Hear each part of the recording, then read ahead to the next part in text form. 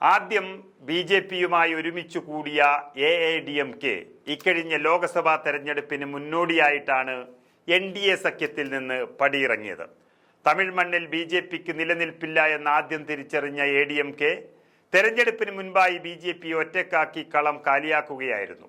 DMK കരുത്താർജിച്ചു നിൽക്കുന്ന തമിഴ് മണ്ണിൽ ബി.ജെ.പിയെ ചുമന്നാൽ വലിയ തോൽവി കാത്തിരിക്കുന്നുണ്ട് എന്നൊരു തിരിച്ചറിവിലാണ് എ.ഡി.എം.കെ പുതുവഴികൾ തേടിയത്. ഫലം വന്നപ്പോൾ തമിഴ്നാട് ഇന്ത്യ സഖ്യം തൂത്തുവാരി.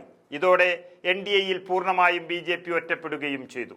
എന്നാൽ വലിയ കാലതാമസമില്ലാതെ തമിഴ്നാട്ടിൽ നിയമസഭാ തെരഞ്ഞെടുപ്പ് നടക്കുമെന്നിരിക്കെ എ.ഡി.എം.കെയെ വീണ്ടും ബി.ജെ.പിക്കൊപ്പം നിർത്തുവാനുള്ള നീക്കം ഡൽഹി കേന്ദ്രീകരിച്ച് നടന്നു. അമിത്ഷാ നേരിട്ടിറങ്ങിയാണ് ചർച്ചകൾക്ക് വഴിമരുന്നിട്ടത്. എ.ഡി.എം.കെ മുന്നോട്ട് വെച്ചത് ഒരേ ഒരു ആവശ്യം മാത്രമാണ്: സംസ്ഥാന അധ്യക്ഷൻ കെ അണ്ണാമലയെ മാറ്റുക എന്നത്. എ.ഡി.എം.കെയുടെ ഡിമാൻഡ് തത്വത്തിൽ അംഗീകരിച്ച ബി.ജെ.പി അതിനുള്ള നടപടികൾ വേഗത്തിലാക്കുമ്പോൾ മറ്റൊരു മുട്ടൻ പണി നൽകിയിരിക്കുകയാണ് എ.ഡി.എം.കെ. രാജ്യസഭയിൽ ബി.ജെ.പി വഖഫ് ബില്ല് പാസാക്കാൻ കിണഞ്ഞ് പരിശ്രമിക്കുമ്പോൾ എതിർത്ത് വോട്ട് ചെയ്താണ് എ.ഡി.എം.കെ ബി.ജെ.പിക്ക് തിരിച്ചടി നൽകിയത്. രാജ്യസഭയിൽ 128-നെതിരെ 95 വോട്ടുകൾക്കാണ് വഖഫ് ഭേദഗതി ബില്ല് പാസ്സായത്. ലോക്സഭയിൽ 56 വോട്ടുകൾക്കാണ് ബില്ല് പാസ്സായത് എങ്കിൽ രാജ്യസഭയിൽ നേരിയ ഭൂരിപക്ഷത്തിനാണ് ബില്ല് കടന്നുകൂടിയത്. ഇത്രയും അനുകൂലമായ ഒരു സാഹചര്യം രാജ്യസഭയിൽ ഉണ്ടായത് പ്രതിപക്ഷത്തെ പോലും അമ്പരപ്പിക്കുന്നതാണ്.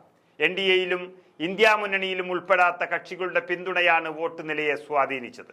എന്നാൽ എ.ഡി.എം.കെ NDA കൂടാരത്തിൽ എത്താമെന്ന് വാക്ക് പറഞ്ഞതിന് പിന്നാലെ വോട്ട് മാറ്റി കുത്തുമെന്ന് ബി.ജെ.പി കരുതിയിരുന്നില്ല.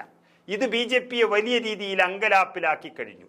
അതേസമയം തമിഴ്നാട്ടിലെ രാഷ്ട്രീയത്തിൽ ബി.ജെ.പിക്ക് പിന്തുണ നൽകിയാലും കേന്ദ്ര സർക്കാരിന്റെ ജനദ്രോഹ നിലപാടുകളെ തൂത്തെറിയുകയാണ് നയമെന്ന് പ്രഖ്യാപിക്കുകയാണ് ഇവിടെ എ.ഡി.എം.കെ ചെയ്തത്. ബിജു ജനതാദൾ തങ്ങളുടെ അംഗങ്ങൾക്ക് അവരുടെ മനസാക്ഷിക്കനുസരിച്ച് വോട്ട് ചെയ്യണമെന്ന നിർദ്ദേശമൊന്നും നൽകിയിരുന്നില്ല. പക്ഷേ ഭൂരിപക്ഷം അംഗങ്ങളും ബില്ലിനെതിരെ വോട്ട് ചെയ്തു. ഇന്ത്യ ബ്ലോക്കിന് രാജ്യസഭയിൽ 81 അംഗങ്ങൾ മാത്രമേ ഉള്ളൂ. ആ സാഹചര്യത്തിലാണ് എ.ഡി.എം.കെ അടക്കമുള്ള ബി.ജെ.പി അനുകൂല പാർട്ടികളുടെ വോട്ട് വിഹിതം അടക്കം 14 വോട്ടുകൾ ഭരണപക്ഷത്തു നിന്ന് പ്രതിപക്ഷത്തിലേക്ക് ചോർന്നുപോയത്. ബി.ജെ.പിക്ക് ഒറ്റയ്ക്ക് 98 അംഗങ്ങളാണ് രാജ്യസഭയിലുള്ളത്. എന്നാൽ വിവിധ കാരണങ്ങളാൽ 6 അംഗങ്ങൾ സഭയിൽ നിന്ന് വിട്ടുനിന്നതായാണ് റിപ്പോർട്ട്.